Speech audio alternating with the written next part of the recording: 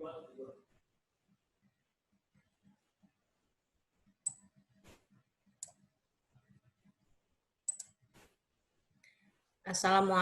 warahmatullahi wabarakatuh.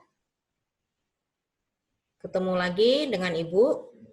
Ya, di sini Ibu akan menyampaikan penetapan kadar gula, metode Loove Scroll.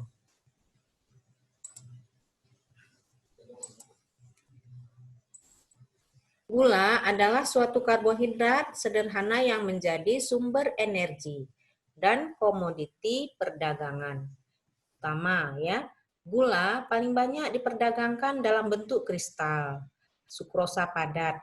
Gula digunakan untuk mengubah rasa menjadi manis dan keadaan makanan atau minuman. Gula sederhana seperti glukosa yang diproduksi dari sukrosa dengan enzim atau hidrolisis asam, menyimpan energi yang akan digunakan oleh sel. Sampel yang digunakan berupa cairan yaitu sirup.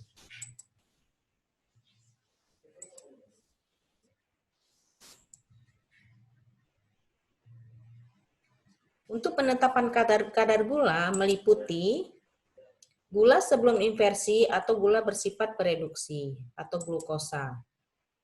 Gula sesudah inversi atau gula invert atau gula total. Gula biasanya dihitung sebagai sukrosa. Dan untuk menetapkan kadar gula harus dipreparasi untuk mendapatkan larutan induk 1 yang nantinya akan digunakan untuk gula sebelum inversi dan gula sesudah inversi. Selanjutnya, kita masuk dengan penetapan kadar gula sebelum inversi. Gula pereduksi atau glukosa dan fruktosa dapat mereduksi larutan Loove atau CuO menjadi Cu2O yang berupa endapan merah bata. Kelebihan CuO akan direaksikan dengan Ki melepaskan I2 dalam suasana asam.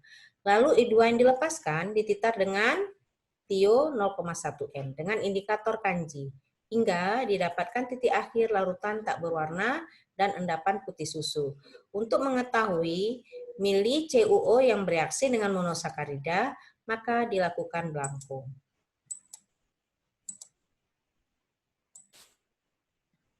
Reaksi dapat kita lihat.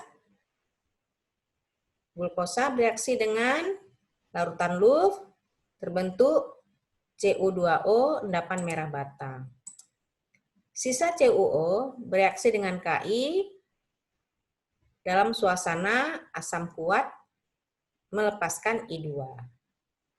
I2-nya selanjutnya nanti direaksikan dengan larutan Tio.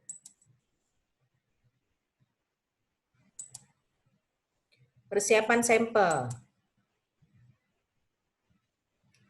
Timbang lebih kurang 10 gram sampel sirup. Masukkan ke dalam labu ukur 250 ml. Kemudian tambahkan 5 ml PB asetat setengah basah berlebih. Caranya bagaimana? Menggunakan gelas ukur 5 ml, kemudian dengan pipet tetes kita teteskan ya untuk mengendapkan, tujuannya mengendapkan CMC. Jadi harus pelan-pelan pakai pipet tetes. Ya, tapi jangan tes, jangan. Tes ya. Dah kocok ya. Tujuannya kita mengendap apa? CMC-nya ya, protein ya, dan sebagai pengental ya, pengentalnya. Jadi di sirup itu kan banyak ya. Ada pewarna, ada pengawet, ya, jadi kita endapkan dulu ya yang tidak diperlukan karena yang kita inginkan nanti adalah gulanya. Nah, kapan kita tahu sudah berlebih kita tambahkan PB asetat setengah basah, yaitu dengan uji kelebihannya dengan menggunakan amonium hidrogen fosfat. Bagaimana caranya? Kita menguji dengan menambahkan pakai pipet tetes amonium hidrogen fosfat, ya. Buktinya sudah berlebih PB asetat setengah basah dengan menandakan terbentuk endapan putih. Nah, kemudian baru ditambahkan 15 mili amonium hidrogen fosfat, ya, dengan menggunakan gelas ukur. Langsung aja ditambahkan. Nah, kemudian sampai diuji nanti endapan sempurna. Kapan kita tahu dan sempurna? Apabila tidak terbentuk endapan lagi. Nah, setelah sempurna, himpitkan, kemudian homogenkan. Nah, kemudian baru kita masukkan ke dalam lemari es, ya, atau lemari pendingin. Lebih kurang 15 sampai 30 menit. Nah, setelah itu baru kita saring, ya, karena kita ngambil filtratnya. Caranya bagaimana? Ya, kertas saring berabu kita gunakan, kertas saringnya nanti berlipat dan tidak boleh dibasahin, wadahnya juga tidak boleh dibasahin. Ya, wadahnya apa? Misalnya piala gelas, ya, jangan kita basahin. Ya, nanti terjadi kesalahan negatif. Ya, kalau basah berarti kan encer nanti sampelnya. Ya. Nah, jadi itu harus banyak faktor yang harus kita perhatikan dalam menganalisis. Ya. Nah, cara menyaringnya bagaimana? Pipet yang jernihnya, ya, jangan dituang. Ya, untuk apa kita masukkan ke dalam lemari es kalau kita tuang? Ya, kita ambil pipet yang jernihnya, kemudian baru disaring. Ya, pakai pipet ini aja, pipet volume boleh, pipet apa aja yang ada, ya. Nah, kemudian, ya, setelah disaring, didapatkan larutan induk 1. Setelah larutan induk 1, nah baru kita lanjutkan dengan, ya, bagan untuk penetapan kadar gula sebelum inversi. Caranya pipet 10 mili larutan induk 1, kemudian masukkan ke dalam elemer asah. Kenapa kita pakai asah? Karena nanti kita titrasinya titrasi iodometri. Tambahkan 25 mili larutan luh dan 15 mili air. Jangan lupa batu didih. Total larutan harus 50 mili. Ya, sebagaimana udah Ibu katakan, ya, di pertemuan yang lalu, yaitu tentang karbohidrat. Nah, itu kan larutan luh itu tidak boleh kurang atau lebih. Jadi kita menggunakan pipet volume, ya, 25 mili yang kita gunakan, yang kita pipet. Nah, kemudian direflux 3 menit mendidih, ya, dipertahankan selama 10 menit. Setelah itu dinginkan cepat di air mengalir, kemudian, ya, setelah dingin baru ditambahkan H2SO4 25 mili, 25% dan KI 10%. Selanjutnya dititar dengan larutan tio hingga kuning muda seulas menjelang titik akhir. Tambahkan indikator kanji, ya, 1 mili atau sama dengan 20 tetes. Lanjutkan lagi penitarannya sampai larutan tidak berwarna dan endapan putih susu.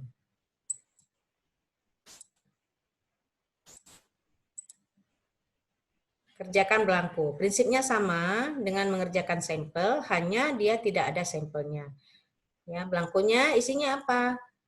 Larutan luh 25 mili dan air 25 mili. Jangan lupa batu didih. Ya. Nah, selanjutnya kita hitung kadar gula sebelum inversi. Ya, miligram glukosa dibagi miligram contoh kali faktor pengenceran kali 100%. Nah, ini tabel luhnya. Nanti kita konversikan ke tabel luh. Ya, prinsipnya sama seperti yang sudah Ibu jelaskan di karbohidrat. Ya, karena metodenya sama, metode loop scroll. Hanya preparasinya yang berbeda. Nah, di sini kita lihat konversinya, ya, yang kita cari nanti miligram glukosanya. Untuk menghitung, ya, persen glukosa setelah inversi, ya, faktor pengenceran dikali miligram glukosa. Ini setelah inversi ya, nanti ini rumus total keseluruhannya. Ya, sekarang kita masuk dengan penetapan kadar gula setelah inversi. Sukrosa dalam sampel dihidrolisis dengan penambahan HCl 25% dalam suhu 60-70 derajat Celcius. Menjadi monosakarida pereduksi. Monosakarida pereduksi akan mereduksikan CuO dengan larutan atau CuO atau larutan LUF yang ditambahkan berlebih terukur menjadi endapan Cu2O yang berwarna merah bata. Sisa CuO direduksikan oleh Ki, menghasilkan I2 bebas. Kemudian I2 dititar dengan larutan tio menggunakan indikator kanci hingga titik akhir didapatkan larutan tidak berwarna dan endapan putih susu. Ya. Nah, reaksi kita lihat sukrosa nanti dihidrolisis ya, terbentuk glukosa dan fruktosa. Ditambahkan ya larutan LUF terbentuk nanti Cu2O endapan merah bata. Sisa CuO direaksikan dengan Ki dalam suasana asam kuat melepaskan I2 dan selanjutnya nanti direaksikan dengan tio. Untuk bahkan kerjanya, larutan induk 1 tadi kita pipet 50 ml. Ya. Tambahkan asam 5 ml ya ke dalam labu ukur 100 ml. Ya, masukkan ke dalam penangas air atau piala gelas. Dan jangan lupa termometer. Ya, termometer dicelupkan ke dalam labu ukur. Ya, yang diukur adalah suhu larutannya. Ya, diikat nanti di statip. Ya. Nah, selanjutnya setelah ya lebih kurang 10 menit ya, kemudian dinetralkan. Kenapa dinetralkan? Karena LUF bekerja dalam suasana netral. Menetralkannya dengan apa? Dengan NaOH 30%. Dan jangan lupa tambahkan penunjuk, indikator PP ataupun lakmus.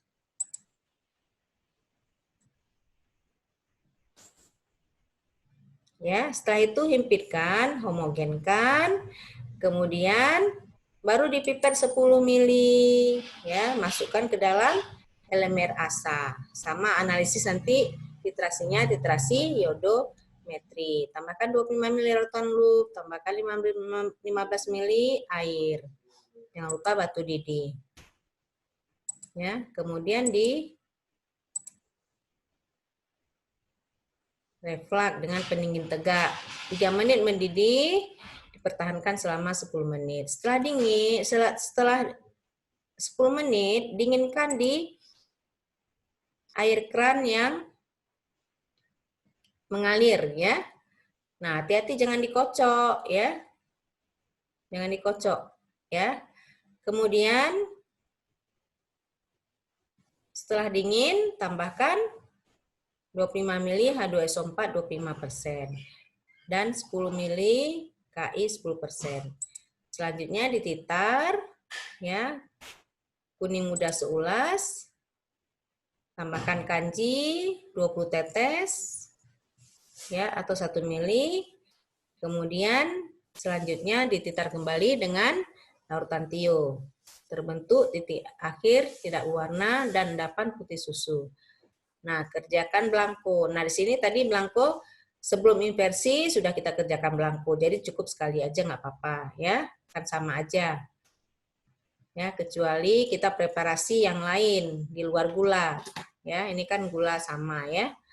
Hanya preparasinya yang berbeda. Untuk larutan induk 1 maupun untuk larutan induk 2.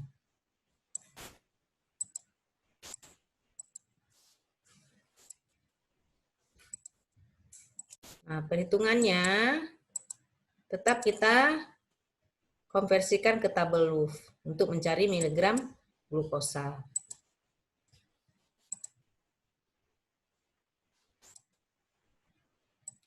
Nah, gula setelah inversi, faktor pengenceran dikali miligram glukosa. Ingat, sirupnya 5 kali pengenceran. Ya, tetap dikalikan 5. Nah, gula total dihitung sebagai sukrosa. Gula setelah inversi dikalikan 0,95. Persen sukrosa sama dengan persen setelah inversi dikurang persen sebelum inversi. Dikalikan 0,95. Dari mana 0,95? Mr sukrosa dibagi dengan 2 kali Mr glukosa.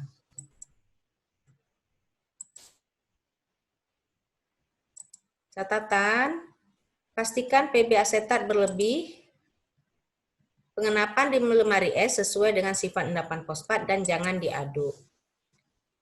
Pada pendinginan, setelah reflux, larutan dalam elemen asah tidak boleh terkocok. Nah, seperti bilang tadi jangan dikocok. Kenapa? Nah, di sini jawabannya.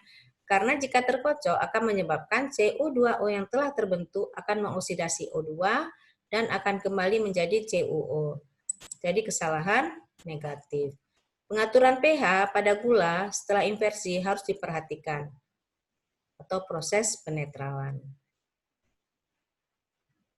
Nah, mungkin ini yang terakhir adalah patuhi ketiga syarat metode Louvre juga iodometrinya. Nah, mungkin ini yang dapat Ibu sampaikan. Nah, apabila ada pertanyaan, silakan ditanyakan, ditulis di classroom ya. Di situ bisa tanya jawab, nanti Ibu jawab. Nah, nanti suatu saat juga kita bisa tanya jawab langsung dengan menggunakan Zoom atau Google Meet.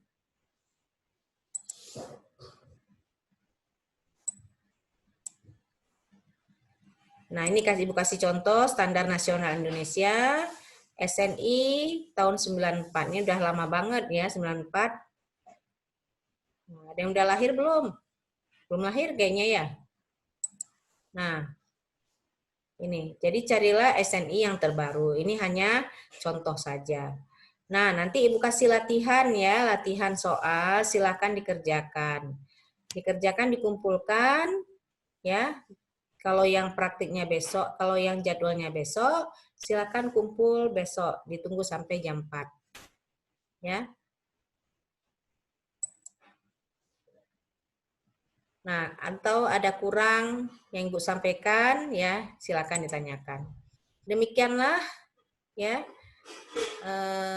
paparan dari Ibu ya, teori praktik untuk gula, baik itu gula sebelum inversi maupun gula setelah inversi. Terima kasih. Assalamualaikum warahmatullahi wabarakatuh. Selamat belajar ya, semangat.